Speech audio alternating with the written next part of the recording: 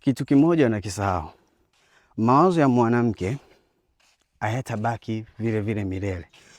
Endapo ataona wewe huna future, huna plani, huna mipango, hata inayofeli, atakachokifanya ni nini?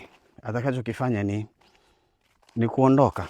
Kwa hiyo, ukiweza kupata mwanamke anayeweza kukuvumilia katika hali fulani ya maisha unayoipitia, kipindi kigumu, ama nini, akakuvumilia, basi onyesha nguvu, onyesha kwamba una hamu ya kuwa pale juu kama walipo wenzio, na si kwa sababu yeye ameweza kukuvumilia ukaanza kuona imeisha, ukaanza kuona tena wewe hauna haja ya kupambana, kwa sababu hofu kubwa ya mwanaume kwenye haya maisha ni kutomridhisha mwanamke wake, ama ni kutotimiza wajibu wake kama mwanaume mbele ya mwanamke wake.